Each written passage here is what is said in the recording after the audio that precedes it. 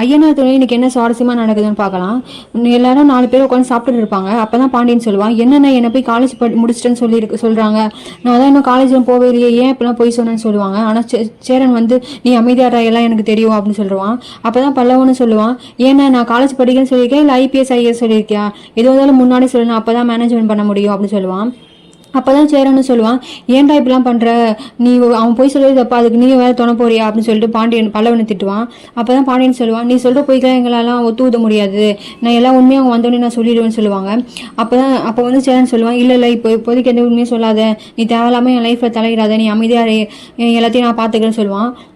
சரி வந்து ஏன்டா மறுபடியும் போய் சொல்லியிருக்கா, இப்போ அந்த பொண்ணு வேறு இன்டர்வியூ கிளம்ப போகுது, இப்போவாது எல்லா உண்மையும் சொல்லிடுறேன், ஆர்கிடெக்ட் இல்லைன்னு, அதுக்கப்புறம் எல்லா உண்மையும் தெரிய வந்துச்சா அந்த பொண்ணு நம்ம வீட்டை போயிடும்டான்னு சொல்லுவான்.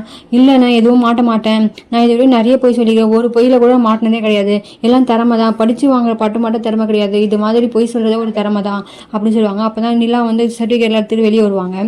வெளியே வந்தவுடனே பைக் தான் இருக்கும், பைக்கில் தான் நம்ம போகிறோம், ஏன் கார் இல்லையான்னு கேட்பாங்க. இல்லை எல்லா வண்டியும் ஒர்க்குக்கு போயிருக்கு, என்னை ஒரு டாக்ஸியை நினச்சிக்கோங்க, பைக் டாக்ஸி மாதிரி என் கூட வாங்கன்னு சொல்லுவாங்க.